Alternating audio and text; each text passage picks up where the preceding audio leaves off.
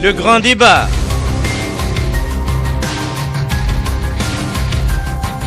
C'est une émission qu'offre la radio Koubéni émettant de Nouakchott au profit d'une élite soucieuse de la situation politique, économique et sociale du pays.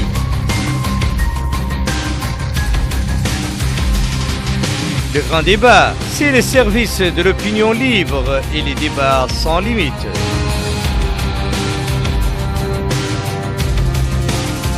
Le grand débat, émission hebdomadaire que vous aurez à écouter tous les vendredis de 22h30 à minuit sur les ondes de la radio Koubéni. Soyez au rendez-vous. Deux grands hommes de la presse mauritanienne, deux pionniers de l'audiovisuel, Brahim El Abdallahi et Sid El Mokhtar El Chegr. Bonsoir. Bonsoir.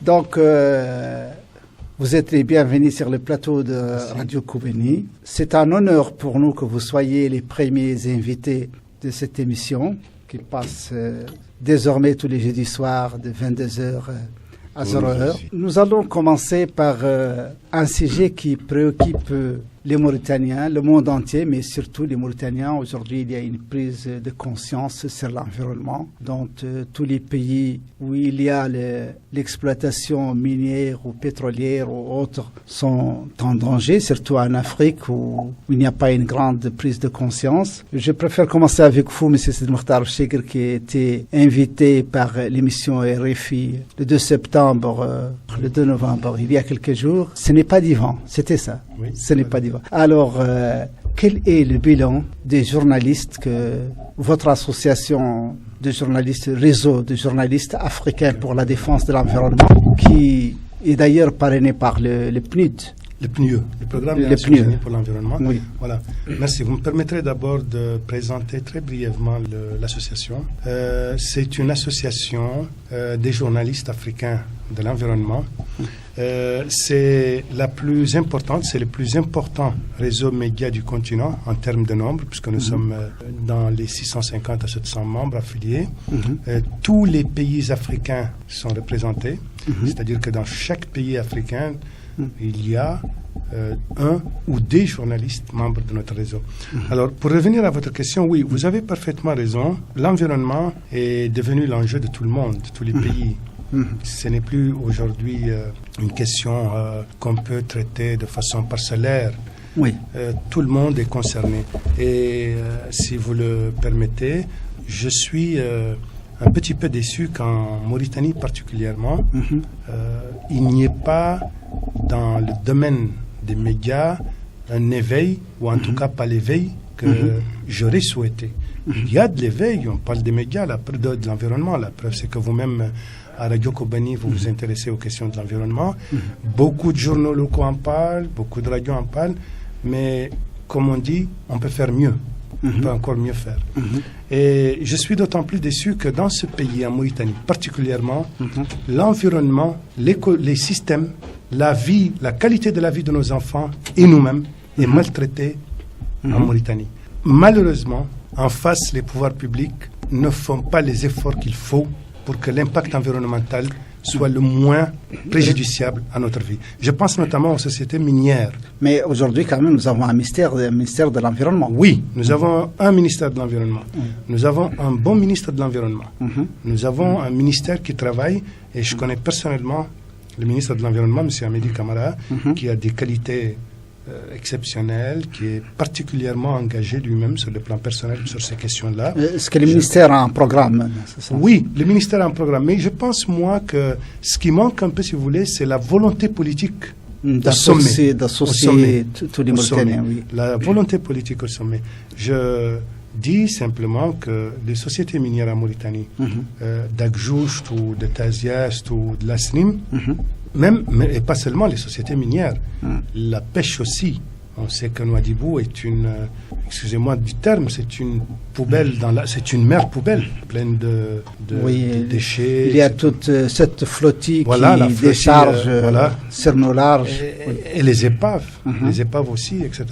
Ce n'est pas, si vous voulez, le ministère qui n'a pas une bonne vision, etc., certainement. Mais je pense que, je le disais tantôt, on peut faire encore mieux. On peut faire mieux. Je pense notamment à un meilleur contrôle, à une inspection beaucoup plus présente, beaucoup plus régulière des sociétés minières. J'ai un peu le sentiment diffus que les sociétés minières exploitent comme elles veulent, prennent ce qu'elles veulent, font ce qu'elles veulent, etc. Et ça me touche profondément. J'ai parlé naturellement avec le ministre une fois, il est très conscient et il est absolument impliqué. Ils font ce qu'ils peuvent. Je salue au passage la création d'abord d'un ministère qui est entièrement dédié au développement durable et à l'environnement. En son temps, j'ai même écrit au nom de l'association, en ma qualité de président. J'ai écrit dans beaucoup de journaux africains. J'ai même écrit personnellement au ministre pour les féliciter. Mais, encore une fois, M. Lebad, on peut faire mieux. Alors, M. Brahim, quel est le degré d'engagement des journalistes mauritaniens pour la défense de l'environnement dont le président est à notre côté? Qu'est-ce que font les journalistes aujourd'hui pour éveiller la population sur les dangers des exploitations? Qu'est-ce qu'ils font ou qu'est-ce qu'ils doivent faire? Bon, les deux à la fois. Et là, il est difficile qu'on va pas en parler, mais je vais quand même aventurer sur ce terrain. Je veux dire d'abord que notre pays, c'est une chance et aussi une espèce de malédiction, si je peux dire, à la fois. Une chance par le fait que nous soyons encore un pays vierge, donc plutôt propre, parce que nous n'avons pas d'usines polluantes, nous n'avons pas d'industrie polluante. C'est là le côté malédiction. Je déplore le fait que nous n'ayons pas d'usines comme tous les autres. Et veiller à les grands pollueurs, comme les centrales nucléaires, oui. Mais ne les ayant pas, on doit s'en féliciter pour bien commencer les choses avant d'installer ces usines et ces industries polluantes. Cet aspect-là, effectivement, procède d'une volonté politique qui doit être claire et nette dans cette orientation-là. Et on a encore le temps de pourvoir à cela. Les journalistes, moi par exemple, je suis journaliste, je n'ai pas encore été atteint par cette campagne de prise de conscience, a fortiori d'autres qui n'ont pas voyagé, qui n'ont pas vu le monde, qui ne savent pas, est-ce que vous pensez qui ne s'intéressent pas à ces choses et qui sont plutôt un peu entravés par les sollicitations quotidiennes de la vie. Je crois que ça ne fait pas partie de leur vie, de leur environnement, de leur univers. Ça doit faire partie de leur univers. Et je crois que l'action que mène Cheguer et ses amis dans le cadre de leur réseau introduit cette prise de conscience. Une pierre angulaire elle payera, mais avec le temps. Et il a la patience qu'il faut pour cela. Le milieu naturel est extrêmement important pour déterminer le destin d'un pays. Quand on ne tient pas compte de cela, nous sommes menacés ici à Nouakchott par un possible déferlement de ces vagues. C'est un océan qui va submerger un pays. Ça va au-delà même de Nouakchott. Ça, c'est un aspect aussi sur lequel il n'y a pas une grande mobilisation autour de la question. Il faut commencer petit. C'est vrai qu'on est encore au stade de nettoyage de la ville, ce qui relève plutôt de la règle élémentaire de l'hygiène. Quand on doit balayer devant sa maison, c'est une prise de conscience aussi de l'enfouissement de ces déchets de façon écologique. De ne pas déplacer le problème ailleurs, tout simplement. Et je crois qu'il y a des progrès, ça avancera, quand les médias se mettront là-dessus, et quand l'État, il n'y a pas un projet qu'on soumet à l'État, ou il n'y a pas qu'il soit de l'extérieur ou émanant de nos opérateurs locaux, qui ne comporte pas un volet environnemental. Mais on ne le met pas en œuvre, comme beaucoup de choses. Comme beaucoup de choses. Nous sommes signataires de plein de choses. Mais les lois ne sont pas respectées. Si tout cela est pris en compte et qu'on s'aperçoit de façon consciente des dangers que recouvre le désintérêt que nous avons, nous, pour les choses environnementales, on va partir, tout le pays va partir à volo. Tout à fait. Est-ce que vous pensez, M. Cheguer, que la population mauritanienne est éduquée pour avoir une prise de conscience dans la lutte contre par rapport à ces questions?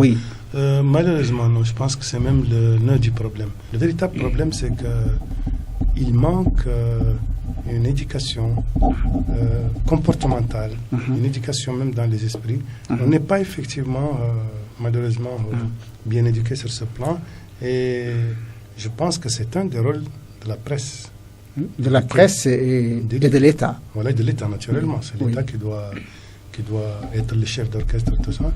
Oui, non, je pense que c'est un manque, je dirais même... qu'il faut introduire, même dans l'enseignement primaire. Puisque vous me donnez l'occasion de le dire, l'exemple le plus frappant, c'est la question des déchets, des saletés depuis quelques jours. On voit une campagne, on voit même le chef de l'État diriger en personne des campagnes. Moi, je pense que ce n'est pas vraiment quelque chose qui, de mon point de vue, va résoudre le problème. À moins que le chef de l'État passe 4 jours de la semaine à le faire tous les jours pendant 1 an. Et le chef de l'État ne peut pas le faire. Donc, ce n'est pas ça. Ce n'est pas la solution définitive. Loin de là. C'est vraiment pas la solution. C'est vraiment pas la solution. La solution, c'est que d'abord... Est-ce que vous ne croyez pas que ça fait partie un peu de cette campagne pour faire prendre aux citoyens, leur donner une prise de conscience de citoyenneté, qu'ils s'y mettent, eux, à balayer un peu devant leur porte? Je pense qu'elles peuvent faire un effet comme ça, mais c'est loin d'être une solution. La solution, elle est dans les têtes. Si dans nos têtes, nous, Mauritaniens, on n'a pas cette éducation-là par rapport à la saleté, par rapport aux déchets, ce n'est pas, le problème est loin d'être résolu. On va assister à un engouement depuis quelques jours, là, mais ce n'est pas la solution. Mais vous me permettrez tout à l'heure de dire un petit mot. Moi, je suis très ravi d'avoir à mes côtés un grand journaliste et un personnage des médias qui est particulièrement respecté, reconnu ici, Brahim Laltalaï, qui fut mon directeur, qui fut mon collègue aussi. On a travaillé ensemble. On était collègues. Nous reviendrons sur votre passage. Il a dit tout à l'heure que notre réseau. Moi, je l'invite à intégrer ce réseau. Parce qu'on a besoin de son expertise, on a besoin de lui. Alors, sur les ondes de Radio Koubeni, je déclare appartenir, à partir de cet instant-là, au réseau. Non, vous avez besoin de tous les journalistes. Écoutez, pour faire une campagne dans un pays où on est encore pratiquement analphabète à 65%, vous avez besoin de beaucoup de bras. Oui. Mais un peu pour revenir à un autre sujet, il y a beaucoup de scandales, beaucoup d'écrits sur l'environnement, notamment l'exploitation du minerai d'or à Juste par MCM, sur Taziast, où il y a de grandes étendues où on verse les déchets et qui peuvent certainement empoisonner la nappe, l'air, et ainsi de suite, et qui ont été dénoncés par beaucoup de personnes. En fait, qu'est-ce que peut faire le réseau de journalistes pour mettre fin ou pour en tout cas diminuer les dangers Alors le réseau est limité un peu dans ses moyens, heureusement. Vous savez, nous aussi, on est des journalistes. Vous n'êtes pas accompagné par les gouvernements? Oui, voilà, exactement. On n'est pas accompagné. Moi, en son temps, j'ai demandé des explications. J'avoue que je n'ai pas trouvé beaucoup de réponses, puisque même l'État était un petit peu berné aussi par les sociétés minières. Donc, et je me souviens, qui sont des fois plus fortes que les États. Donc, ils ne donnent pas l'information. Et à l'étape maintenant, au port de l'administration, des entreprises, c'était encore très compliqué. On n'a pas malheureusement beaucoup de moyens pour le faire. Mais quand même, je vais dire une chose importante, c'est qu'il y a 2 ans, il s'est tenu ici à Nouakchott un séminaire dans lequel, je pense, une société minière internationale, je pense que c'était le BRGM, le bureau français, le bureau français qui était présent ici, avait été sollicité par le gouvernement pour enquêter sur cette fameuse histoire d'Agjust. Je me souviens à l'époque, j'ai été interrogé par Radio France Internationale, et juste après, voilà, exactement, j'ai été surtout interrogé par rapport aux résultats du séminaire dans lequel le BRGM devait restituer son enquête, les résultats de son enquête, son rapport. J'ai été frappé par une chose, c'est d'ailleurs ça qui m'a un petit peu découragé pour aller faire la quête de l'information. Les journalistes qui parlaient beaucoup de ce scandale étaient aux abonnés absents ce jour-là. Ils ne figuraient pas au rapport. Ils parlaient tellement de choses, on était affolés, on était ameutés, et le jour même où le BRGM devait rendre son rapport, il y avait les journalistes qui en parlaient. Qu'est-ce qui s'est passé? Et les députés qui en parlaient étaient absents. Qu'est-ce qui s'est passé? Est-ce que les qu'est-ce pouvoirs qui s'est publics... passé, Voilà, ouais. je ne sais pas. Point d'interrogation. Bon, mais pour récapituler, oui, si on n'avait pas les moyens, aujourd'hui, on a la volonté d'aller un peu plus au fond de ces choses-là. Et croyez-moi, on ira où il faut pour savoir ce qui se passe. Hein? Je l'ai dit en tant que novice, Voilà, néophyte. nouveau. Ça, c'est les On ira. folies des néophytes. Mais les nouveaux vous- adhérents. Ici, J'ai un nous petit avons mot à été ajouter saisis. avant de clore ce... Non, on ne clôture pas. On a été saisis par plusieurs personnes, par un avocat, par un groupe de personnes, par un député. Et il y a plus de 50 plaintes contre la société MCM. Aujourd'hui, au tribunal, soit mort d'homme, soit des maladies inconnues, ainsi de suite. Donc, tous ces dossiers sont encore à la justice. Donnez-nous ces dossiers-là.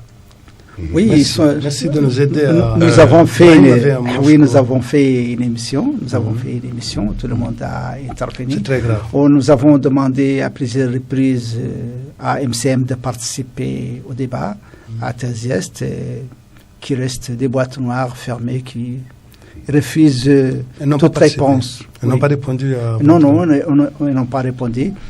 Donc, c'était pour un peu... Merci. Merci de C'est l'information. un silence Donc, suspect. monsieur, Quand on ne veut pas monsieur- s'expliquer, quand on est mis en accusation, on vient quand même se défendre. Ouais, ouais. Moi, je voulais dire une petite chose là. On parlait tantôt d'absence de culture écologique. Elle existe pourtant dans notre culture islamique. Oui. Pendant les guerres, le prophète sallallahu alayhi wa sallam recommandait à ses troupes de ne pas couper d'arbres, de ne pas, etc., de préserver la nature, la vie. C'est-à-dire et que il nous y a- sommes préparés à être, à être amis de la nature. Oui. Absolument. Voilà. Et il y a un hadith aussi qui dit que quand l'heure du jugement dernier arrive et que vous avez entre vos mains Une plante, une plante, Oui. de prendre quand même le temps de la de la mettre en planter, terre. même si c'était la dernière heure. Ça, c'est suffisant pour Juste que, aussi un mot. pour que les gens aient une espèce, une culture, une prédisposition à comprendre. Par rapport, juste un mot pour ajouter à ça, Oui. par rapport à l'importance de l'écologie, de l'environnement dans l'islam, il n'y a pas meilleur exemple que l'arche de Noé. Safinat Nuh alayhi salam. Oui, bien sûr, L'arche oui. de Noé, et c'est exactement, mais aujourd'hui on parle beaucoup, vous avez certainement entendu parler de la Convention des Nations Unies sur la biodiversité. C'est une des 4 conventions signées en 1992 à Rio de Janeiro. Les 4 conventions sur la biodiversité, vous avez le changement climatique, vous avez la désertification. La principale, le fondement même sur lequel se base cette convention, c'est la préservation des espèces humaines, animales, florales, etc. C'est la préservation de la faune et de la flore. Oui. Or, le Coran, il y a 14 siècles déjà, parlait de... Enfin, bien plus, parce que Noé était salam bien avant...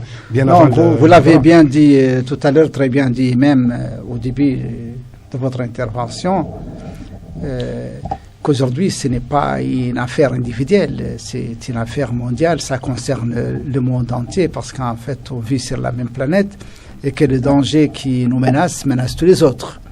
Mais les Africains que nous sommes, on dit que nous sommes la poubelle de l'Europe, tous les bateaux qui font les vidanges dans nos eaux, toute la ferraille qu'ils nous envoient, un peu. Leur société qui se démantèle aujourd'hui de l'Europe et des grands fourneaux et ainsi de suite pour se placer en Afrique. Tout ça, c'est un danger que les journalistes doivent prendre en considération. Exactement. Et donc doivent éveiller les gouvernements qui sont des fois dépassés. Exactement, ça c'est le rôle des journalistes. C'est notre réseau qui travaille. Ça c'est un des objectifs essentiels et premiers de notre association. Notre association, elle considère qu'elle a réussi si tous les médias africains, ou si la grande majorité des médias africains, ou les plus écoutés, les plus lus, les plus vus, se mettent se mettent avec nous dans cette... Est-ce que vous, en tant que président de l'association de réseau des journalistes africains pour la défense de l'environnement, vous êtes prêt à prendre les dossiers de ces plaignants contre MCM et Tasiast? Oui, pas les prendre puisqu'on n'est pas juriste. Oui, non, mais les prendre comme étant journaliste, chargé après de donner l'information, d'enquêter, mais tout à fait, c'est même notre devoir. Et je le ferai si vous me les donnez. Je le ferai, croyez-moi, on ira où il faut pour savoir si effectivement il y a danger. On frappera aux portes chez les pouvoirs publics, chez les sociétés, et on ne laissera pas passer. Je voudrais, si vous le permettez, dire que ANEJ, qui est notre association, n'a pas malheureusement encore sa représentation locale. Nous sommes présents dans tous les pays africains. Mais dans 15 pays africains, il y a ce qu'on appelle ANEJ local. Il y a ANEJ Congo, ANEJ Niger, ANEJ Comores, etc. C'est pas normal que le président de l'association n'ait pas... Oui, moi je suis un peu mobile, donc je m'occupe un peu de l'ANEJ sur le plan continental. Mais certains journalistes dynamiques, sous l'impulsion d'ANEJ continental, ont créé aussi des... Mais ça doit être une fierté pour tous les Mauritaniens que le premier président de l'ANEJ soit un Mauritanien, un journaliste mauritanien. Nous sommes sur la création, Inch'Allah, je l'espère très bientôt, d'ANEJ local. Et même avant la création d'ANEJ local, on va quand même s'occuper de cette affaire-là. Avec votre permission, votre aide aussi, parce que vous nous donnez un bon coup de main en nous remettant toutes ces plaintes-là, et on se ferait un... D'accord, nous le ferons, nous avons les adresses. Je pose la question suivante au doyen. Aujourd'hui, il semble que l'Afrique serait certainement productrice de pétrole. Il y a déjà le pétrole en Mauritanie, on les découvre au Sénégal en grande quantité.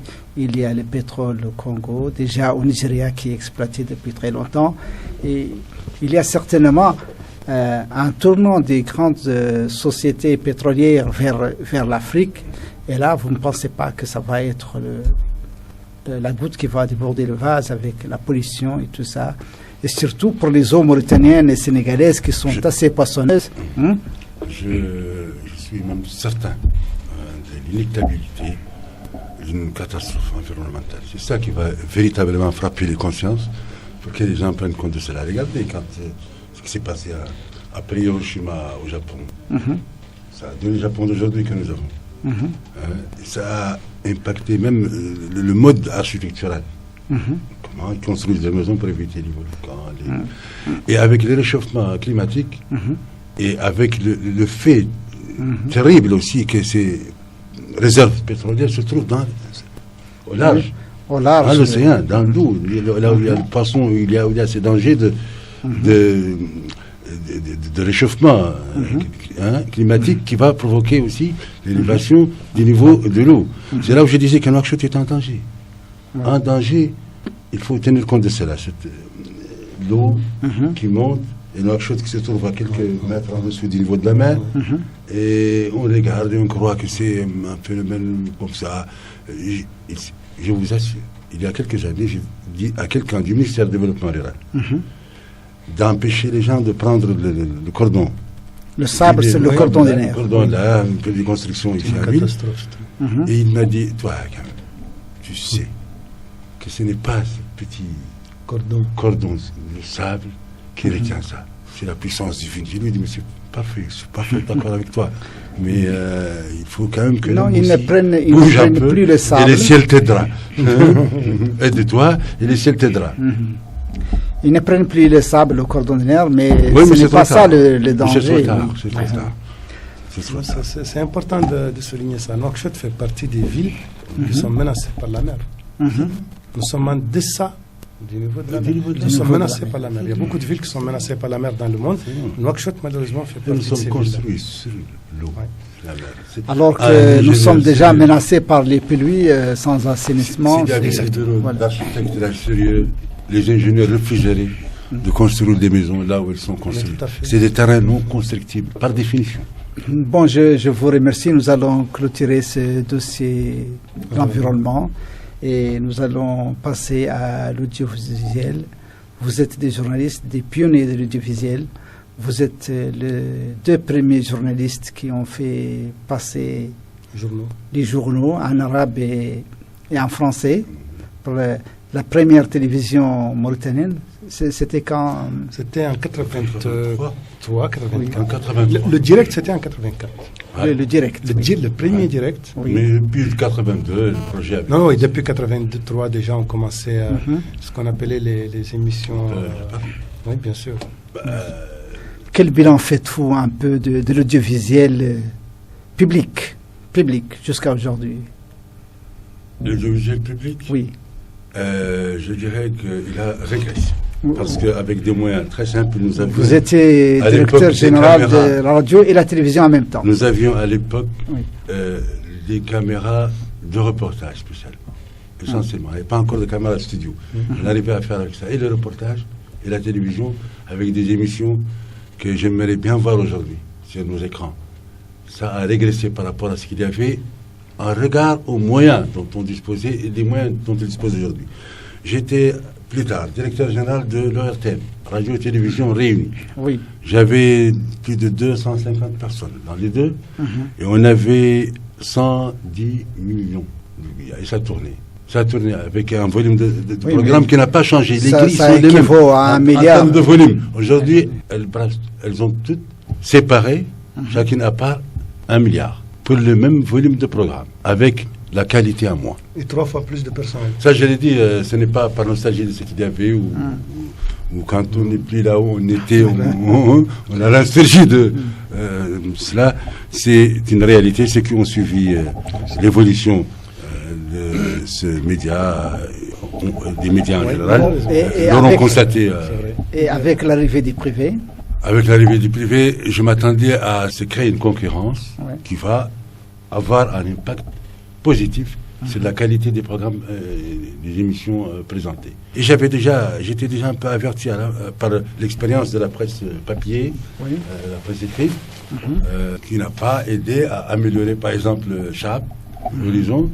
Et plus tard, c'est devenu des copies chacune de l'autre. Et avec l'élargissement du spectre, la liberté de presse... La carence est-elle sur les moyens ou sur la qualité des hommes? Non, les moyens, ils les ont.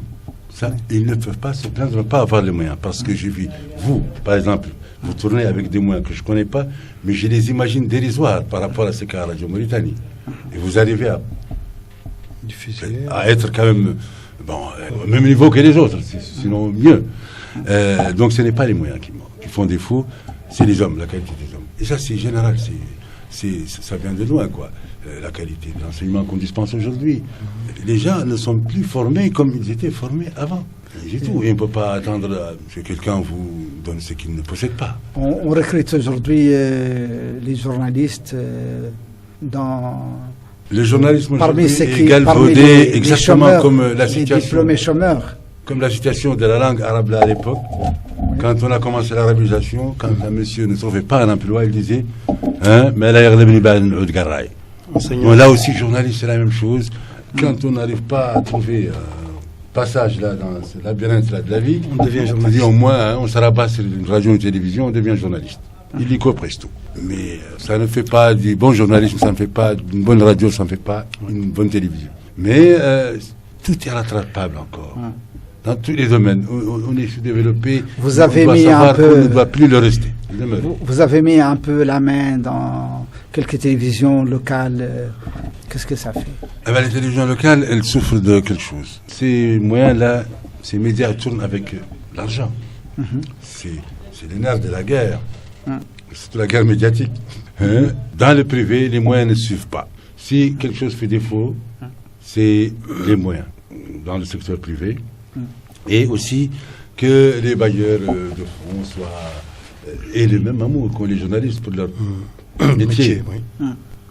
Qui n'en attendent pas tout de suite des gros bénéfices. C'est un domaine, il ne vous donne que ce que vous sortez l'argent d'abord pour que ça rentre après. Donc mais que ça rentre avant qu'on ne déploie quoi que ce soit, c'est rêvé, ça c'est donné à tout le monde, mais le résultat n'est pas garanti. Donc, Monsieur Cheguer. Oui, je rejoins parfaitement ce que Brahim a dit. Il y a un problème de moyens, problème humain, mais les problèmes humains sont beaucoup plus criants. Et la formation des hommes. Oui. Et je veux dire que c'est à l'image du pays, c'est à l'image de tout ce qui tourne dans le pays. Sans les ressources humaines, on ne peut rien faire. Les ressources humaines sont au centre de tout. Qu'il s'agisse du développement d'un pays, c'est la première richesse, ou de l'expansion d'une petite pétrole, entreprise. Les hommes d'abord. C'est la première richesse. Il y a des pays qui ne doivent leur exceptionnelle expansion qu'à la qualité des hommes qu'ils ont, tout simplement. Donc, malheureusement, dans le pays, il y a malheureusement un manque criant de la ressource humaine. Donc, Absolument. Il y a même un délaissement. On délaisse un peu la ressource humaine. Il n'y a pas de formation continue. Mais je me souviens que pour inaugurer la télévision, on est parti, on était une trentaine de personnes, nous deux là présents d'abord. On était une trentaine de personnes. Alors que vous étiez déjà journaliste. On était déjà journaliste, on était déjà formés, mais on est parti en France pendant 1 ou 2 mois uniquement pour un recyclage accéléré. Il a assisté à la conférence de rédaction. J'assistais à la conférence de rédaction de Christine O'Krent. Oui, avec Christine O'Krent, avec les grands présentateurs.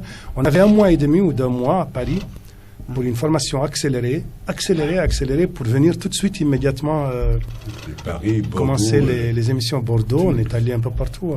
Bon, qu'est-ce que ça vous fait maintenant quand vous regardez une télévision privée ou vous écoutez une radio privée aujourd'hui? Un mélange de sentiments, la fierté d'avoir appartenu à cette télévision, de l'avoir inaugurée, d'avoir été un peu là quand elle a commencé, mais aussi malheureusement un sentiment contraire de, comment on peut l'appeler, découragement, un peu de déception, de voir que elle n'évolue pas, malheureusement, elle va de mal en pis. Quand je regarde la télé aujourd'hui, qu'il s'agisse de la qualité de la production, de la qualité d'abord, il n'y a plus de production. Il n'y a plus de production. La télévision nationale aujourd'hui, s'il n'y a pas musique, il y a table ronde. S'il n'y a pas table ronde, il y a musique. Il n'y a pas de production. Il n'y a pas de production locale.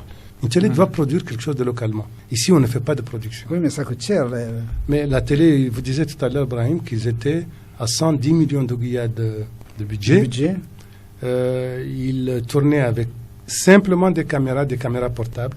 Aujourd'hui, les gens ont 100 fois plus.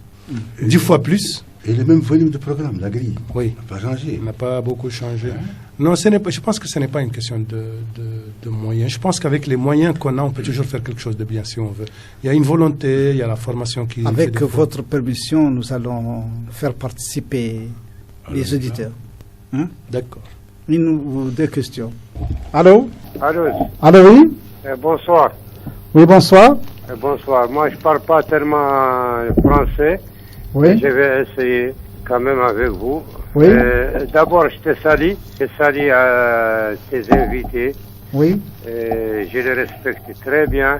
Surtout Brahim Abdallahi. C'est de Mokhtar Cheguer, oui. Wallahi. Ça, c'est des gens, vraiment, on sait que c'est des gens qui connaissent ce domaine que vous êtes en train de parler. Excusez-moi. Non, je vous en prie, allez-y. C'est le citoyen ou le bas. Oui, d'accord, c'est bien d'avoir un citoyen qui... Oui, merci beaucoup. Oui. Mais ça, vraiment, c'est des gens, parce que Brahim, je sais qu'il était le directeur de la radio et la télé lorsqu'ils étaient ensemble. Je le connais très bien. Et Cheguer aussi, on le connaît très bien. Ça, c'est des gens que presque toute la Mauritanie le connaissent, parce que c'est des gens qui ont presque, ceux qui ont ouvert et la télé et la radio. Bon, ma question d'abord, je voulais les demander comment ils trouvent des radios qui sont là actuellement. Je parle pas de la radio de Mauritanie ni de la télé.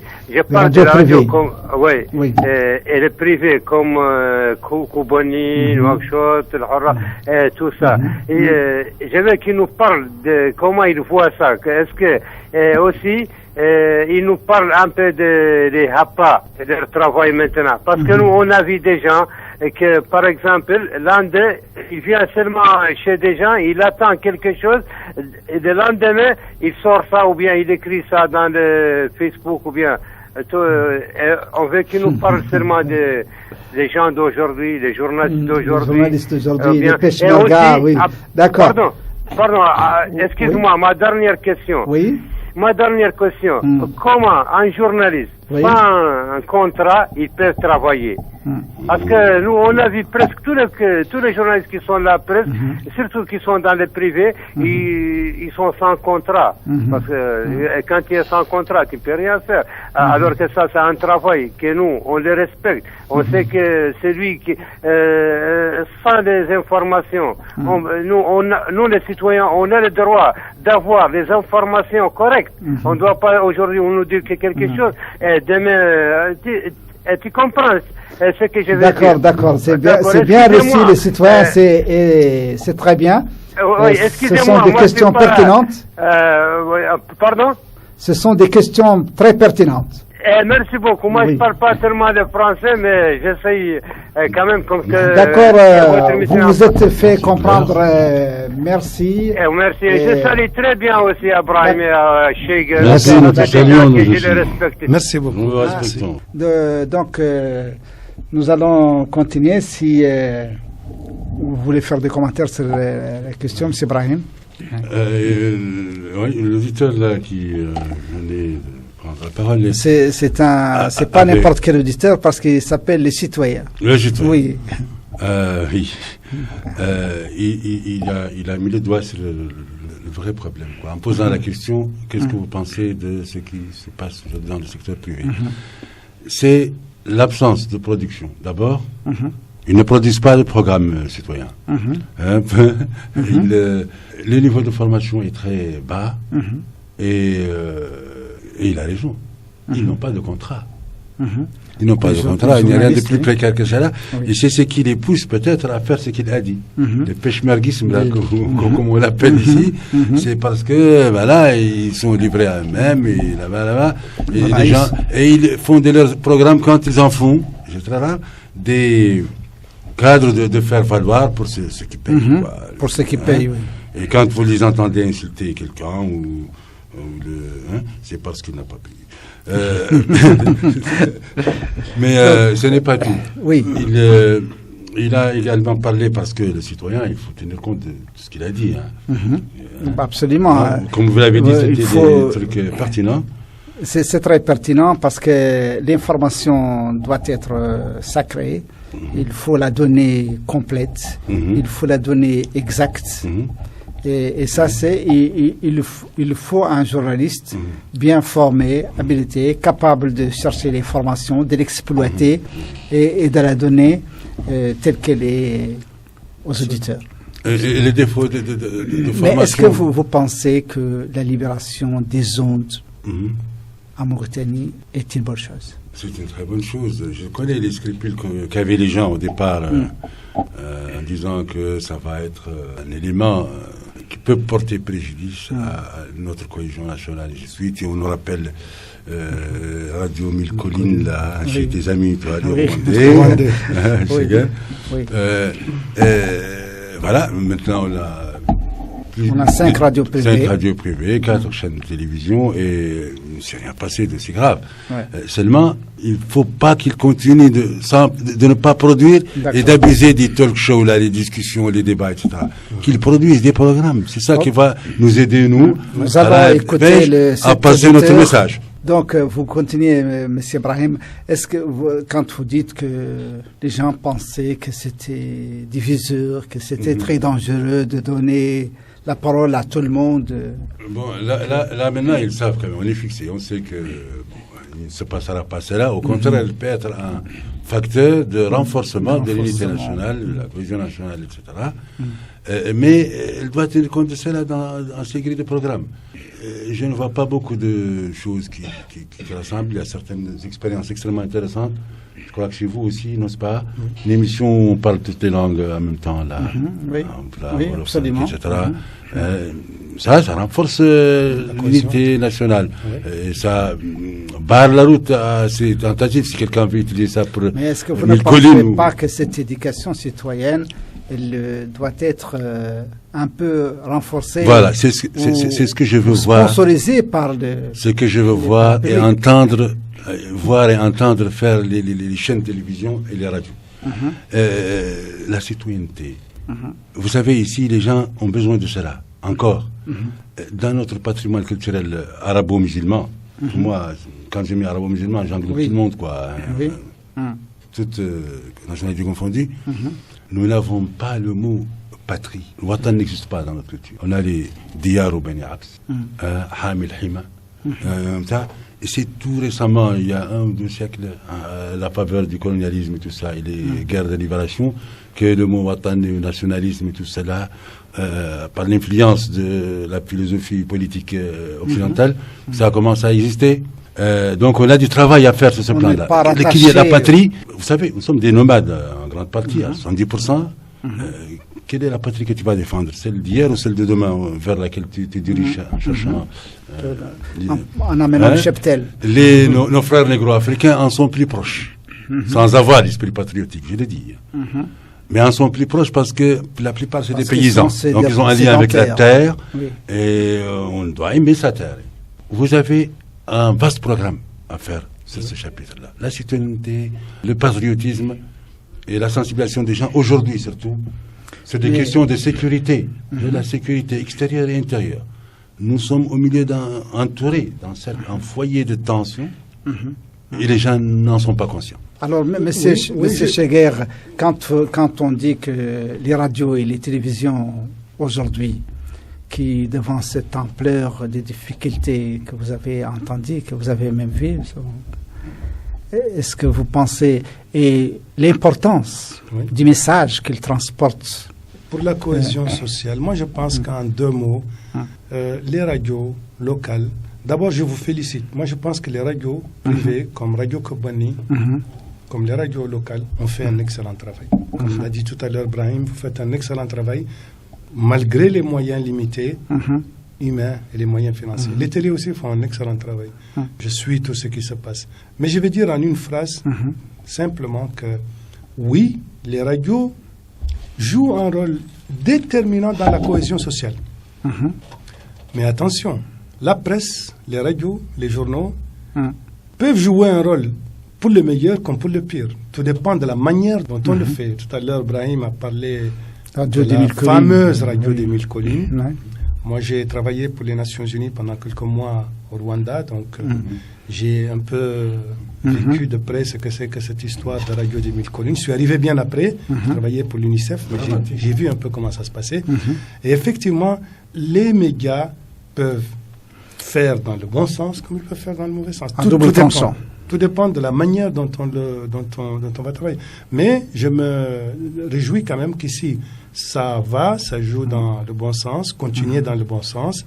La cohésion sociale, on en a besoin dans ce pays. On a besoin. Nous sommes un pays avec plusieurs communautés. Alors, c'est une entrée en la matière. Nous dépassons ce volet et nous rentrons un peu dans la cohésion sociale aujourd'hui. Comment jugez-vous un peu la cohabitation des Mauritaniens, des différentes ethnies, qu'il y a des tons qui s'élèvent un peu partout? Quelles sont vos appréciations par rapport à tout ça? Vous, en tant que journaliste, vous êtes de grands journalistes, vous connaissez un peu vos compatriotes, les politiciens. Bon, écoutez, moi je vous dirais, de façon très brève, fermer les yeux et dire qu'il n'y a pas de problème, ça c'est un discours ambiant que je n'aime pas trop. Il y a des problèmes et on doit les surmonter. Mais ce qui est bien, ce qui est positif, c'est qu'on peut les surmonter si on veut les surmonter. Maintenant, jouer à la politique de l'autruche, dire non, il n'y a jamais eu de problème. Il y a des problèmes parce que ça c'est la nature de l'homme. Il y a des communautés différentes, il y a des enjeux économiques, il y a des enjeux sociaux, il y a des enjeux politiques. Chaque communauté a le plein droit de revendiquer ses droits. Elle a le droit de revendiquer ses droits. Mais elle a aussi le devoir de travailler en paix, en harmonie avec les autres communautés. Et sous le droit. Je pense que s'il y a un état de droit, s'il y a un véritable état de droit, il n'y a pas de problème en Mauritanie, tout est surmontable. Ça, c'est l'histoire des migrations, l'histoire de l'humanité. Elle est faite de conflits sociaux, de différences, etc. Ce que moi, j'appelle du fond de mon cœur. Ce que j'aimerais voir, c'est qu'il y ait une volonté politique réelle de souder les différentes composantes de ce peuple. Nous avons une chance inouïe. Nous sommes tous musulmans. Et dans l'islam, nous sommes tous des sunnites. Nous sommes en plus tous du rite malikite. C'est une chance extraordinaire. C'est un ciment de cohésion sociale exceptionnel. Et nous sommes tous pauvres. Oui, nous sommes pour une majorité de gens pauvres, mais bon, ça, ce n'est pas... Oui, mais non, je pense que ce n'est pas un élément essentiel pour la simple raison que dans ce pays-là, un riche partage. Tous les riches partagent. Donc, c'est un des rares pays où la solidarité sociale est très présente. Vous savez que... Heureusement, d'ailleurs. Il suffit de jeter un coup d'œil sur les quartiers chics de Nouakchott, Tavrarzena, par exemple, et vous verrez que chaque fois qu'il y a des familles démunies, elles sont aussi protégées sur le plan nourriture, alimentaire, etc., par les familles qui habitent à côté d'elles. Cette solidarité, c'est très mauritanien. Et c'est très bien partagé par toutes les communautés mauritaniennes. Donc ça, je pense même, je dis souvent que c'est même ce qui a empêché que dans notre pays, il n'y ait eu de... Est-ce que vous ne pensez pas que cette presse privée est un élément fédérateur un peu aujourd'hui parce qu'elle organise les débats, elle fait des rencontres, elle rapproche les gens? Elle peut le faire, oui. Elle est très bien, c'est très important, c'est une bonne question. Elle peut bien jouer ce rôle-là.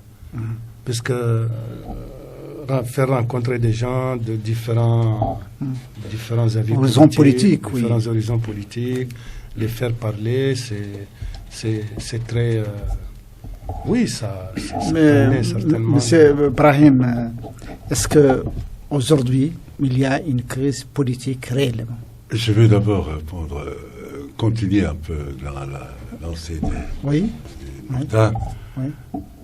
Je l'ai dit tout à l'heure que nous sommes entourés de foyers de tension. Nous entendons parler de foyers de tension ailleurs, un peu plus loin, mais ils peuvent arriver jusqu'à nous. Les Daesh, les extrémistes de tout genre. Qui menacent déjà des chancelleries, chez nous. Il faut donc une prise de conscience par le peuple et par le pouvoir de cet état de fait qu'il est très dangereux aujourd'hui de jouer avec tout ce qui peut provoquer des frictions entre les composantes d'un peuple. Si les Syriens, je l'ai dit, ce n'est pas par autoflagellation. J'aime bien la Mauritanie et je m'aime bien. Mais je sais que nous sommes par rapport à d'autres pays très fragiles. Si les Syriens ont pu tenir, par exemple, 4 années de guerre civile, en Mauritanie, c'est 4 heures de temps. Et on disparaît totalement. On ne le souhaite pas. J'ai toujours demandé quelque chose. Oui. Et les gens commencent aussi à le demander maintenant. Oui. La revendication n'est pas encore satisfaite, mais le problème est posé. Il faut rassembler tous ces problèmes-là et convoquer les gens dans des états généraux de la nation, comme je les appelle comme ça. Et on remet tout à plat et on discute des problèmes qui nous séparent et on cherche des problèmes qui nous rassemblent et on va de l'avant et on évite tout ce qui peut provoquer quoi que ce soit de négatif dans ce pays-là parce qu'il ne résistera pas un jour. Mais est-ce que vous ne pensez pas, comme a dit M. Cheikh, il y a une crise politique. Il y a un état de droit... Il n'y a pas de politique en Mauritanie. Oui. Il y a une politique, comme il l'appelle, très bien d'ailleurs. C'est vrai, il y a une panne d'idées générale au niveau du pouvoir et au niveau de Moharada qui est d'ailleurs absente, moi je ne sais même pas où est-ce qu'elle est. Je la cherche d'ailleurs. Faites une émission là-dessus, invitez-moi. C'est vrai, parce qu'elle est... vraiment, il n'y a pas de bruit. Je ne sais pas d'où ils viennent. Non, on a besoin d'idées. La rentrée politique, c'est pour l'année prochaine. Au terme, seulement en termes de propositions, même s'il le faut. Qu'il y ait des idées. Il y a une panne d'idées générale. Et c'est extrêmement grave. Il n'y a qu'avec les idées qu'on peut avancer. Les idées, on les met en œuvre. Et sur le terrain, on voit des résultats et le pays avance. Mais quand il n'y a pas d'idées, comment voulez-vous qu'on avance? C'est ce qui nous fragilise davantage et nous rend une proie facile mais aujourd'hui, pour tous ceux qui veulent attenter à notre unité nationale. Moi, j'accepte. Et il y en a. Il se passe aussi un autre phénomène extrêmement dangereux. C'est ce qui rend urgent l'organisation d'États généraux, où les Mauritaniens s'expliquent, discutent, règlent leurs problèmes, se réconcilient entre eux-mêmes et chacun avec soi, et qu'on puisse avancer. Ce qui rend ça urgent, c'est cette fragmentation qu'on fait maintenant. Au niveau des couches, ce n'est plus au niveau des nationalités, c'est au niveau des forgerons, des haratines, des griots demain, vous allez voir. Hein? Quand ils verront que les autres auront un résultat, et pourquoi pas ne pas suivre le même chemin. Et ça sera fait de notre pays. Qu'est-ce qu'on est? 3 millions. Avec des richesses énormes, on n'arrive pas à avancer. Il y a un problème quelque part. C'est parce qu'il n'y a pas d'idée. Il n'y a pas d'idée de la part il n'y a pas de vision. Il n'y a pas de vision. Regardez les partis politiques, vous allez voir. Regardez leur programme. C'est les mêmes. Vous changez le nom du parti, vous avez un programme. Mais est-ce que vous ne croyez pas que... Est-ce que un vous ne programme croyez formidable pas que et une pratique minable. C'est extrêmement grave. Quand il y a une panne d'idée, c'est un blocage. Oui, mais est-ce que vous ne aujourd'hui, il y a une crise pas porter la responsabilité? Moi, je ne l'appelle pas crise politique. Je l'appelle plus crise politique. Oui. Pour moi, quand il y a une crise politique, c'est qu'il y a des partenaires. Déjà. Il n'y a personne. Le ring est vide. Mais quand les gens sont figés un peu sur leur position, le pouvoir est figé, l'opposition est figée, est-ce que ce n'est pas à cause de ça qu'il n'y a pas quelque chose de consensuel pour continuer, pour avoir un débat ou avoir des idées en commun pour la construction et le développement du pays? C'est-à-dire qu'il y ait une administration indépendante dans laquelle les gens peuvent évoluer. L'émergence d'une troisième force qui ne soit pas la Mouharara traditionnelle que nous connaissons et le pouvoir militaro et industriel que nous ou marchand, j'allais dire, parce que on n'est pas encore là, militaro comprador, voilà, qu'il y ait une force des déçus des deux côtés qui puisse s'interposer entre eux et faire revivre encore la scène de nouveau. Je crois qu'il faut faire la scène de nouveau. Simple. Bon, c'est là aussi pour la créer ou pour la faire émerger, c'est tout un programme aussi. Et il faut qu'il y ait de la volonté et que c'est un mal qui atteint tout le monde. Il n'y a plus de production d'idées. Et pour moi, quand il n'y a pas d'idées, comme on dit à Hassania,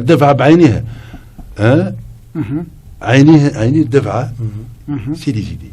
En politique, c'est les idées. Il faut qu'il y ait des idées. Mais et on ne produit plus. Mais il y a besoin. Mais les idées, il faut qu'il y ait une entente. S'il n'y a pas une entente entre les protagonistes, il ne peut pas avoir des débats. D'où l'intervention de la troisième force, constituée par les déçus de deux camps, et qui a une vision pour dépasser tout cela. Il faut qu'il y ait une force qui puisse imposer ces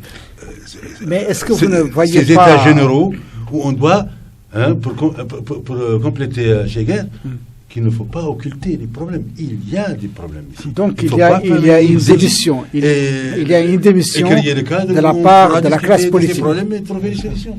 Et ça, c'est les idées toujours. Donc il faut trouver qu'il y a une démission de la part de la classe politique, qu'elle soit de l'opposition ou... Absolument. Ils ne produisent pas d'idées, ils ne font rien pour faire avancer les choses. Aucun ne fait de concession pour l'autre. Et d'ailleurs, ça vient de très loin. Nous sommes un peuple de seigneurs. Personne ne laisse l'autre passer avant lui. On est comme dans l'armée, quoi. La même promotion, les gens de la même promotion avancent en même temps. Mais est-ce que vous ne pensez pas que c'est très dangereux pour les pays? C'est extrêmement dangereux, bien sûr. Vous croyez que la roue de l'histoire va attendre que vous vous mettiez d'accord un jour et que vous acceptiez de vous réunir pour régler vos problèmes? Mais le monde partira. Et quand il partira, moi, je ne sais pas ce qui vous arrivera. Mais c'est vrai, vous êtes entouré d'une ceinture de feu, une ceinture de problèmes. Et vous êtes dans l'insouciance, et l'indifférence et l'inconscience que je connais. Mais vous êtes une proie facile pour qui veut vous prendre. Vous ne jouez même pas votre rôle. Moi, je m'étonne quand je vois le Maroc et l'Algérie se battre pour l'influence en Afrique, en nous sautant. Nous qui devions être le pont et un passage obligé pour tout celui qui veut parler, à partir du nord au sud. Une démission à ce niveau, et le peuple, vous le connaissez. Alors, M. Cheguer, est-ce que notre pays est vulnérable face au fléau de la contamination des maladies qui proviennent un peu d'Afrique? Comme Ebola, comme tout ça? Oui, nous sommes très vulnérables. ce qui m'inquiète, moi, ce n'est pas qu'on est simplement vulnérable comme tous les pays où des gens se retrouvent dans le marché.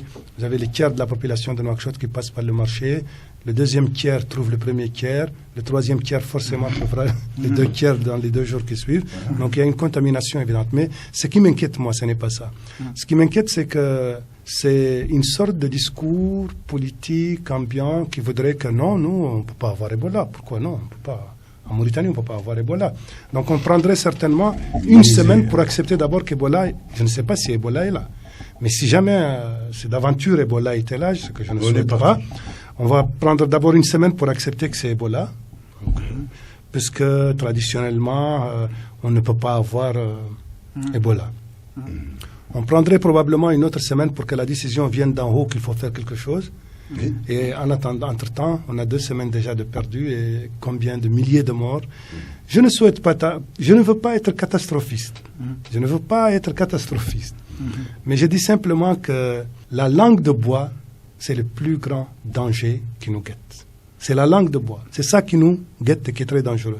Dans un pays, la responsabilité, la responsabilité de chaque ministre, la responsabilité de chaque directeur, la responsabilité de chaque responsable doit être engagée et respectée. Absolument. Sinon, si dans la chaîne, il y a défaillance, c'est très dangereux. Ebola nous guette. On a vu, par exemple, qu'aux États-Unis d'Amérique, qui est le pays le plus puissant au monde, qui est très loin d'Ebola, mais la chose a mobilisé le président des États-Unis d'Amérique. Il a nommé un coordonnateur de la sécurité sanitaire. Il a nommé un coordonnateur spécial, etc. Alors que nous, on est sur les frontières des pays africains touchés, qui sont pratiquement frontaliers. Non, je pense que, pour être honnête, on a réagi, mais de façon normale, comme tout le monde. C'est pas ça qui me... On a réagi, j'ai entendu dire qu'effectivement, la frontière a été fermée au moment opportun. C'est très bien. C'est une bonne chose. C'est pas ça qui m'inquiète. Mais le jour où un cas se déclare, est-ce qu'on est bien armé? Nous avons vu les avions qui proviennent de ces pays, les passagers qui rentrent, nos compatriotes qui rentrent, qui étaient la diaspora. Il n'y a pas de disposition. Non, je pense que sincèrement, c'est vrai, il n'y a pas de disposition, mais on ne peut pas aussi fermer totalement les frontières. Des pays comme la France, comme les États-Unis n'ont pas interdit les avions, n'ont pas interdit les vols. Non, moi, ce qui m'inquiète, c'est quelque chose qui est collant, c'est ce que je disais tout à l'heure, la langue de bois. C'est-à-dire que quand j'ai entendu l'autre soir, quand on a parlé d'un cas à Caille, qui venait, qui était à Caille, donc on est auprès de la frontière mauritanienne. Vous savez, je me souviens encore. Est à 20, 20 km de la frontière, je crois. Oui.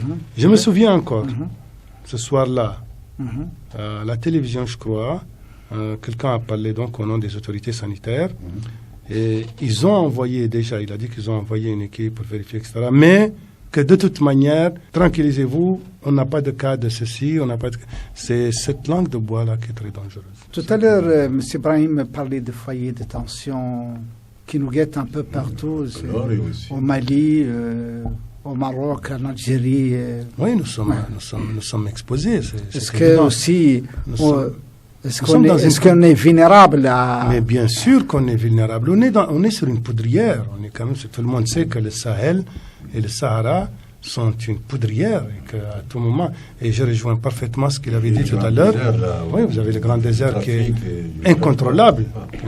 Oui, tout ça c'était pour formuler ma question. Alors face à tous ces dangers-là, quand la classe politique de tous bords ne prend pas une prise de conscience face à ça, à ces problèmes, à ces foyers de tension, à ces épidémies, à ces dangers environnementaux même, qu'est-ce que ça vous fait, vous, en tant que journaliste? Ça inquiète davantage, ça fait mal, et je crois qu'il faut un réveil, il faut un sursaut national de la classe politique, parce que l'impression que j'ai, moi, comme ça, c'est que la classe politique, toute tendance confondue, ne s'occupe que d'elle-même. Elle ne pense qu'à elle-même. Elle ne pense pas au peuple mauritanien. Je n'ai pas vu quelqu'un ici véritablement s'occuper du peuple mauritanien. il y a des partis politiques qui sont trop qui se regardent. Je n'ai pas vraiment vu une classe politique engagée dans les populations, chez les populations, qui accompagne les populations. Je n'en ai pas vu. Quand il y a élection, tous les partis politiques vont à l'intérieur, vous les trouvez partout, auprès des populations. Quand il n'y a pas d'élection, c'est fini. C'est les éternelles petites batailles à Nouakchott, à travers, via les ondes, via les journaux, etc., les polémiques stériles. C'est ça en tout cas mon impression. Moi. Je ne veux pas vous taxer de pessimistes tous les deux, mais y a-t-il quelque chose qui peut favoriser un optimisme chez nous? Chez nous? Oui. De façon générale, je donne la parole à Doyen. C'est ce que j'ai dit tout à l'heure. Oui. Et il n'y a que l'émergence de cette troisième force. Mais où la trouverez-vous, cette force? Troisième force. Qui va venir de l'extérieur, tout cela, et qui est consciente. Parce que ça, il faut ajouter, c'est une plaie ajoutée aux plaies consécutives mais ce fléau. Cette troisième force, on ne la décrète pas. Il faut qu'elle provienne de ce fléau-là que nous avons. Ajouter à ça le marasme politique, ajouter à ces problèmes qui nous assaillent là, la situation actuelle de la classe politique, toutes tendances confondues, il l'a dit. Et s'il n'y a pas l'émergence de cette force-là, qui va les dépasser ou proposer quelque chose qui va remplacer leur discours qui est éculé, dépassé, on va tous dans le mur. Tous. Il n'y aura pas de rescapé. Si l'un de ces éléments dont on a parlé, les foyers de tension qui nous entourent, la mer, l'océan qui nous menace, la sécheresse qui nous menace chaque année, si l'un de ces fléaux arrive à passer le Rubicon là vers nous, c'est suffisant pour nous anéantir. Et il n'y a qu'une force réelle, des patriotes. Il faut en trouver, il existe, qui vont essaimer, se multiplier, des civils, des militaires, imposer au pouvoir d'ouvrir ces états généraux de la nation. Il faut parler des problèmes. Qu'est-ce qui participe, qu'est-ce qui boycotte, nous l'avons fait plusieurs fois. Et qu'on aille de l'avant. Monsieur Brahim, on a fait les États généraux. Vous avez généraux depuis 2005, depuis 2003, on ne fait que ça. Donc, des journées de concertation, etc., c'était pour enterrer les problèmes. Alors là, moi, c'est pour les régler. Oui, mais les problèmes, ça reste. C'est pour les régler. Les problèmes existent aujourd'hui. Le problème dont on a parlé, l'unité nationale est ébranlée. Avant, c'était un problème d'ethnie, de langue, l'arabe, enseigner nos langues nationales. Aujourd'hui, c'est les sous-produits maintenant. Ça, c'est les problèmes. On est très fort, on excelle dans ce domaine-là, nous, la production de problèmes. Et s'il n'y a pas l'émergence, c'est ce que je vois, la presse aussi doit jouer son rôle. Les partis politiques, comme il a dit. Je les voyais bien, moi, avoir l'initiative avant Aziz de nettoyer la ville, d'apprendre aux gens à l'hygiène, de s'occuper de l'écologie, d'aller les voir pour la formation des gens. Les partis clandestins, les groupes clandestins, les mouvements clandestins des années 70 le faisaient. Ils allaient aux masses, faire les masses. Distribuer l'eau, distribuer les vivres. Là, je ne les ai même pas vus. Ce qui était Maoïs, d'ailleurs, était bien expliqué. Pour les ordures, je dit que le révolutionnaire doit être comme un poisson dans l'eau, parmi le peuple comme un poisson dans l'eau, etc.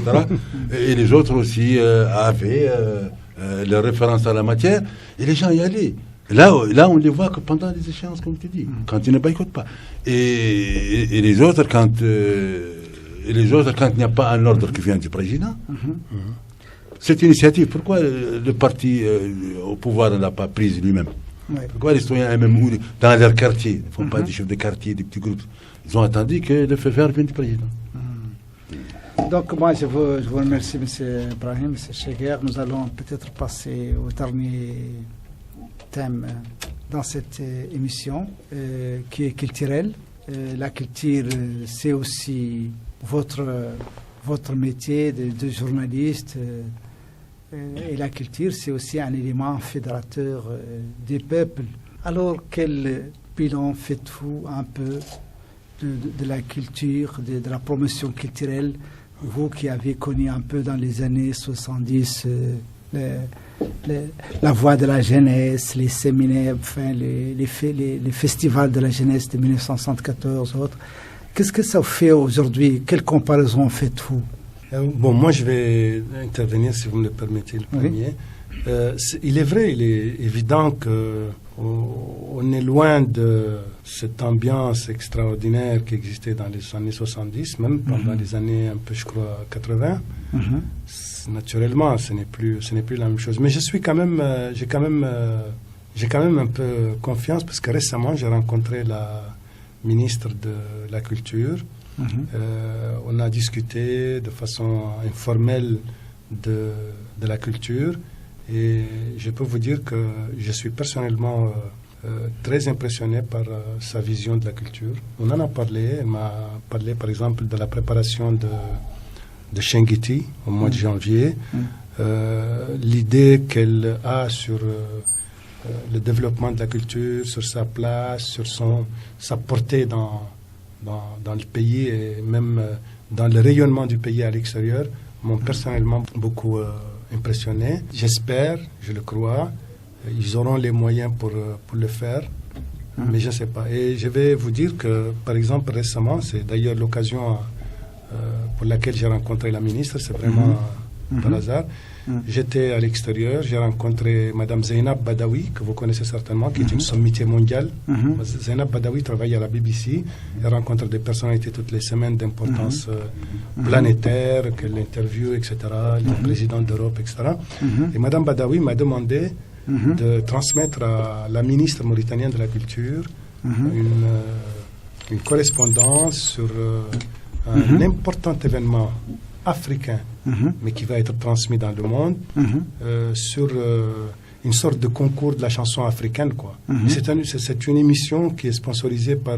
C'est un très grand événement, sponsorisé par l'UNESCO et par l'Union africaine.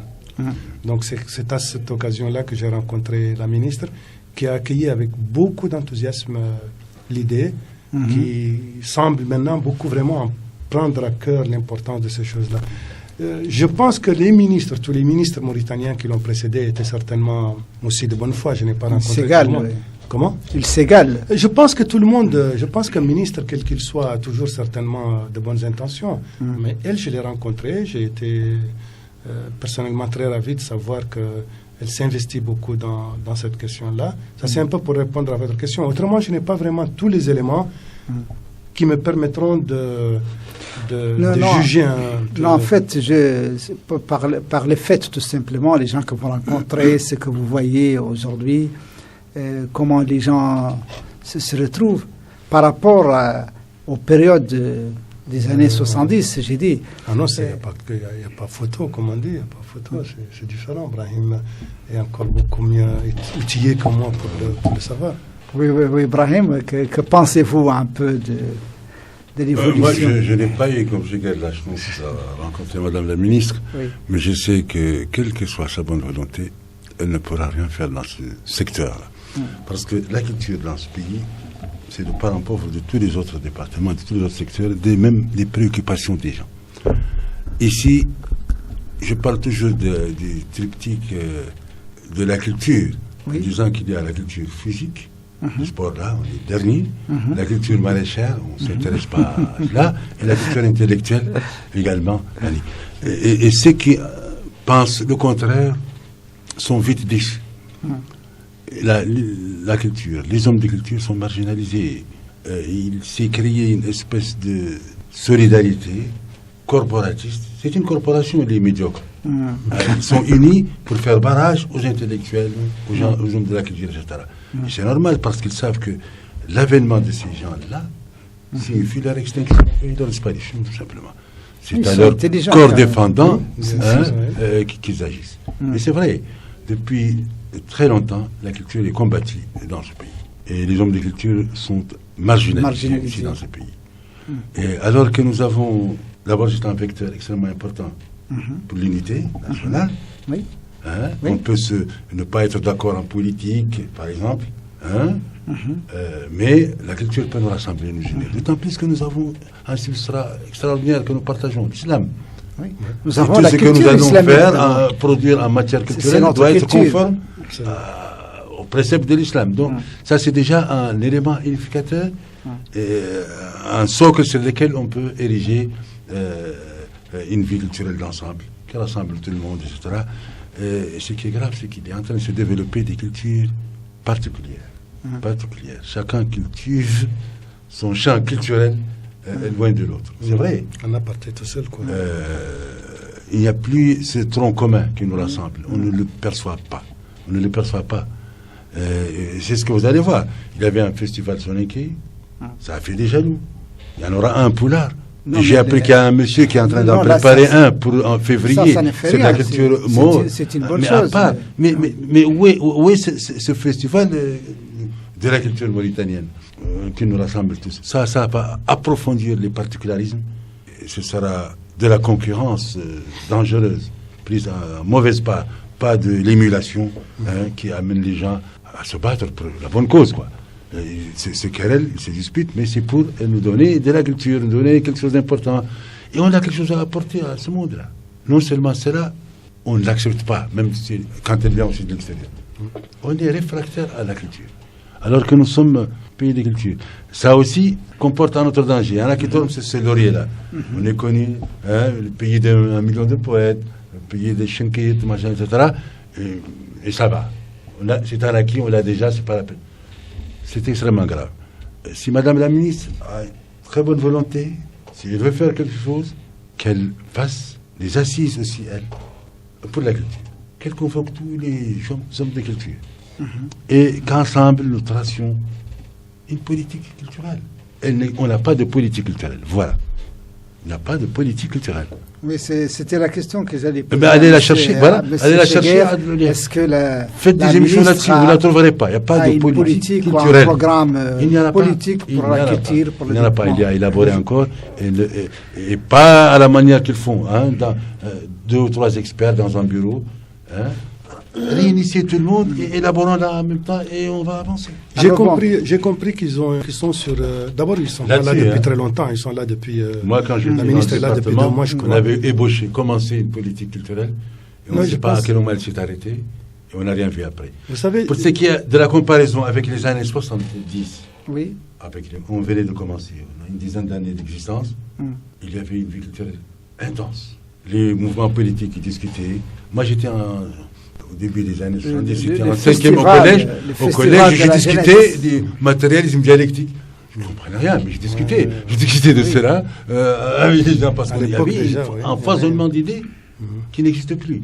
Les centres culturels, c'était le festival de la jeunesse en 1974. Les cinémas, on y allait. Il y a des films de choix. Les films culturels dans les centres des ambassades. Et les films de divertissement. Mais en tout cas, je ne sais pas. De cela. Vous savez, je ne suis pas allé vraiment interviewer la ministre en étant journaliste. Je l'ai rencontrée, je vous ai dit, vraiment par hasard. Mais j'ai senti, très sincèrement, une volonté très forte de changer. Et j'ai cru comprendre d'ailleurs, j'ai compris qu'ils sont sur une stratégie globale de la culture. Et elle m'a beaucoup parlé aussi du rôle central que doit jouer l'artisanat. Elle m'a d'ailleurs dit quelque chose qui est vrai, effectivement. Je n'avais pas tellement posé attention. Elle m'a dit qu'à Marrakech, en Tunisie, les produits artisanaux qu'on présente sont des produits mauritaniens. Oui, mais en fait... mais si, quand vous les voyez, ce sont des produits mauritaniens, effectivement. C'est des produits, mais ils sont fabriqués là-bas. Mais nous, ils sont originaires d'ici. Donc, si nous-mêmes, on exploitait notre propre artisanat, qu'est-ce qu'on ne deviendrait pas? Mais c'est notre artisanat, il est exploité au Maroc, il est exploité au Sénégal. Oui, le Maroc a fait une propriété, a enregistré à l'UNESCO la Zawan. Oui. Ah oui, donc elle a raison quand elle me disait que certaines choses auraient pu être mieux exploitées. Donc on a perdu beaucoup de choses. La Zawan qui porte toute notre histoire, qui est aujourd'hui une propriété. C'est le plan géopolitique, géostratégique, on a perdu notre rôle. Je vous ai dit que le Maroc et l'Algérie se battent là, au Mali à côté, pour l'influence en Afrique, en passant par-dessus la Mauritanie. Nous devions être le tremplin. Quelle est votre opinion sur la jeunesse d'aujourd'hui, qui est l'avenir de demain? Ça ne va pas leur plaire ce que je vais dire. Là, j'ai une émission sur ne fais pas de publicité. Oui. Non, non, Avec les jeunes, là, Allez, la semaine prochaine, là, c'est Oui. les chaînes là, télévision. non, c'est pas de la publicité, c'est de Parce qu'ils l'information. considèrent que il y a une coupure là, réelle entre les générations, etc. Et c'est ce que ils sont très ambitieux et ils n'ont pas les moyens de leur ambition. Ils font fi du savoir, ils n'ont pas pris le temps d'apprendre quoi que ce soit, ils ont choisi les raccourcis de la vie. Hein, et ils n'ont pas, à cause de leur jeunesse précisément, l'expérience. Oui. Mais on leur dit que voilà, hein, les vieux, ils ne connaissent rien, c'est dépassé. Hein. C'est pas parce qu'on est jeune qu'on connaît. C'est comme les femmes, par exemple. C'est pas parce qu'on est femme. Si jeunesse, femme, c'est bien. Si jeunesse mais savait, femme si vieillesse pouvait. Femme formée et compétente, ok. Jeune formée, qui a quelque chose dans la tête, dans le ventre, à la noce, mais pas parce que tu es jeune que tu dois dire, pousse-toi que je me mette à ta place. Tu fais fi de son expérience de 50 ans, du savoir qu'il a acquis aussi durant toutes ces années-là. Elle est très ambitieuse sans avoir les moyens de son ambition, notre jeunesse. Et puis, qui avons-nous aujourd'hui? Ils sont tous politiques. Des mouvements politiques. Mouvement de la jeunesse, avec des leaderships. À leur décharge, j'ai dit que, malheureusement, c'est la faute de leurs aînés. Ils n'auront pas produit un modèle à suivre. Il n'y a pas de modèle. Qu'au-doigt. Des gens qui ont marqué leur temps et qui font école, quoi. Et les gens les imitent.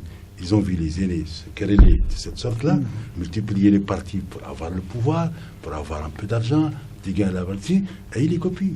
Nous ne les avons pas formés, et ils sont trop pressés. Il faut essayer de trouver un moyen pour régler ça, parce que c'est eux aussi qui détiennent l'avenir de ce pays. Trouver un moyen dans quel... Un moyen de leur faire comprendre aux jeunes, ceux qui sont étudiants, de bien étudier, de bien se former. Qui doit trouver le moyen. Qui doit trouver les moyens, la société civile, les pouvoirs publics. Se former pour pouvoir réfléchir à l'avenir de ce pays qui est entre leurs mains. C'est vrai, les vieux vont partir, et c'est comme ça la vie. Ils partiront un jour. Je souscris entièrement à ce que vient de dire Brahim, mais j'ai un petit regret. Je regrette que la seule fois où j'ai entendu parler de jeunesse dans ce pays, c'est quand il y a les élections présidentielles. La jeunesse d'Aziz, la jeunesse de ceci, etc. Je n'ai pas entendu parler de jeunesse dans les autres circonstances. Où est la jeunesse quand on a eu besoin? Où est la jeunesse faire de lance du volontariat, par exemple? Où est cette jeunesse-là? Je n'en ai pas parlé. Donc, nous avons une jeunesse qui copie exactement ses aînés. C'est comme les partis politiques, c'est comme tout ça. Je n'ai pas entendu parler de jeunesse. Est-ce que vous ne trouvez pas que parce que la jeunesse, tout simplement, est délaissée? Peut-être, parce qu'il n'y a pas de travail. Il n'y a pas de politique de jeunesse, une politique de la jeunesse cohérente, une politique de la jeunesse vivante, dynamique, peut-être, probablement. Ça fait partie de ce qu'on disait tout à l'heure. Il y a manque, il y a des chantiers, il y a de grands chantiers. La jeunesse fait partie de ces grands chantiers qu'on doit ouvrir. La diaspora mauritanienne, la diaspora était très importante, bien formée. Vous me permettez de parler de la diaspora, puisque vous dites un mot sur la diaspora. Ça aussi, c'est un très grand chantier qu'on doit ouvrir dans ce pays-là. Vous savez que la diaspora mauritanienne, on peut en être très fier. D'abord, elle peut participer au développement. C'est-à-dire ça, c'est les ressources. Nous avons les ressources humaines qu'il faut dans la diaspora. Et nous avons l'intelligence, nous avons des cerveaux, nous avons des gens très bien formés partout. Nous avons des gens qui sont directeurs de banque dans les pays européens, dans les pays américains. De grands ingénieurs. De grands ingénieurs, de grandes personnalités. Où sont ces gens-là? Est-ce que vous trouvez normal qu'une république n'a pas un répertoire de ces grands cadres dans le monde? Ce n'est pas normal. Ce n'est pas normal. On ne peut. On se fera. Elle n'en veut pas. On n'en veut pas. Il y a des gens qui sont compétents et qui peuvent aider ce pays. Et je vais vous dire. À émigrer aussi. Alors la majorité Ils sont tous sur le départ. Bien sûr. La diaspora la plus importante en termes de nombre, c'est les commerçants. On doit être fier de ces commerçants-là. Quand on sait que les réseaux de commerce dans les deux Congos, en Angola, en Côte d'Ivoire, dans d'autres pays encore, sont tenus par des Mauritaniens. En Gambie. Et qu'on ne le sait pas, qu'on ne l'exploite pas en Gambie, ce n'est pas normal. Le gros, qu'on leur interdisait, il était aux mains des Libanais, il est entre leurs mains. Ils sont très forts, les Mauritaniens. Donc, si vous voulez, la diaspora, on doit sincèrement faire... Il y a aujourd'hui un ministère. Oui, il faut se réjouir. Est-ce que c'est une vision de ce gouvernement qu'il faut avoir Je sais pas la si main sur cette diaspora qui est importante. Je sais que c'est une décision du gouvernement, c'est une décision prise par le gouvernement. J'espère que c'est dans une perspective de visionnaire, effectivement, je l'espère beaucoup. En tout cas, c'est bien que déjà on ait eu l'idée de créer un ministère des... Maintenant, je ne sais pas l'objectif assigné à ce ministère. Je n'ai pas lu, je n'ai pas vu la lettre de mission du ministère de la diaspora. Mais j'ose espérer que... Est-ce que notre gouvernement, est-ce que chaque ministère a sa lettre de mission? Je ne sais pas. Non. Je ne sais pas.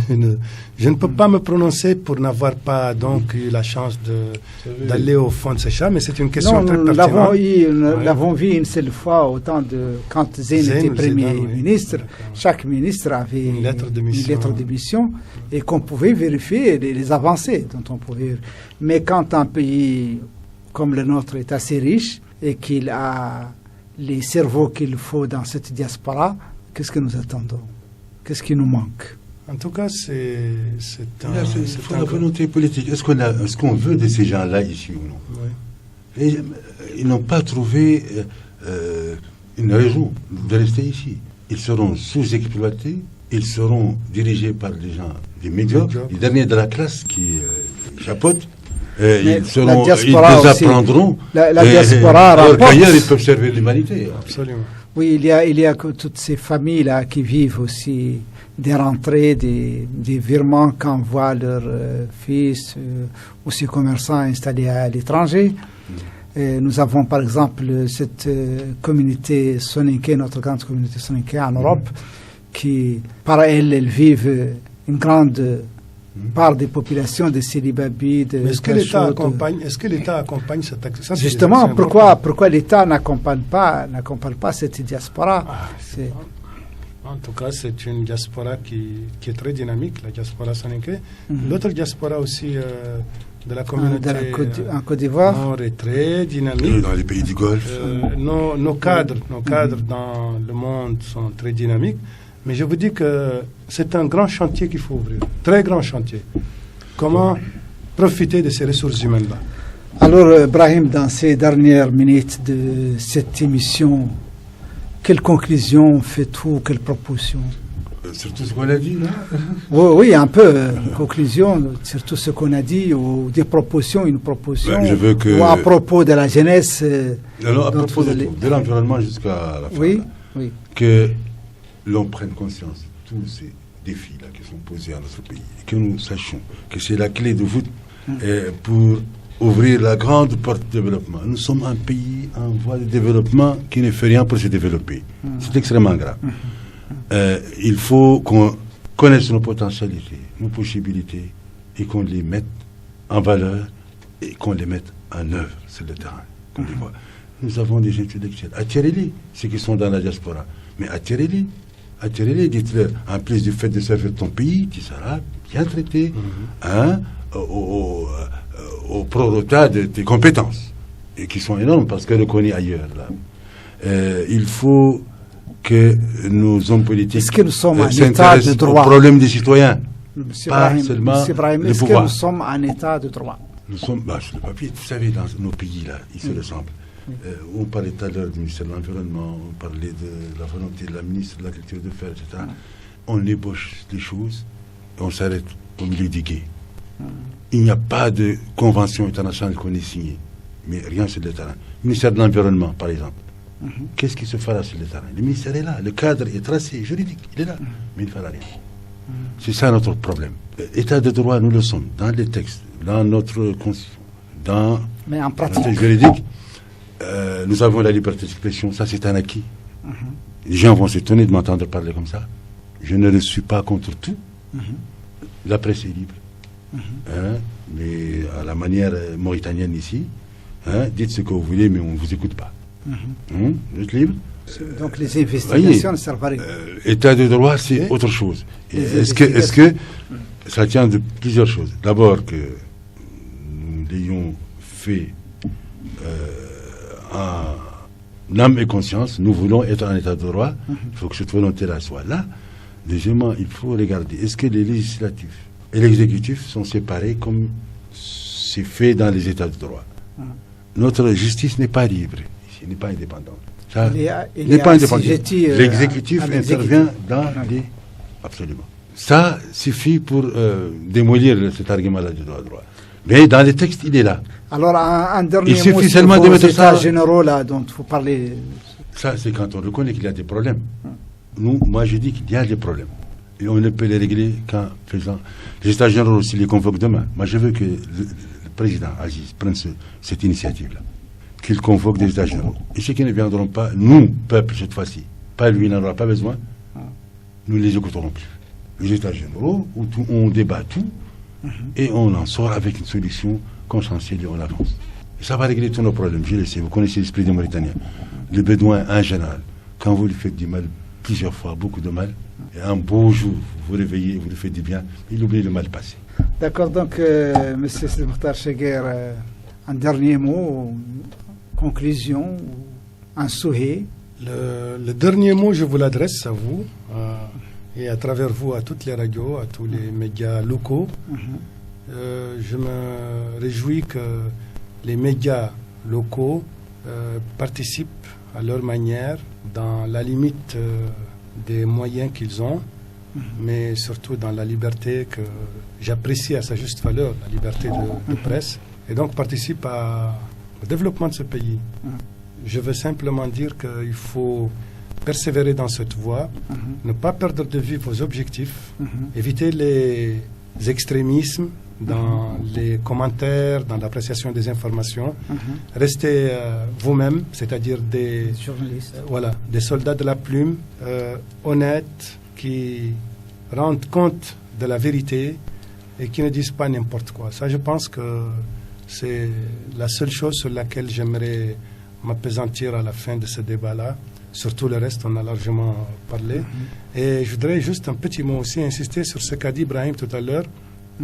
Quelque chose qui m'a beaucoup, qui me tient beaucoup à cœur, c'est l'imagination.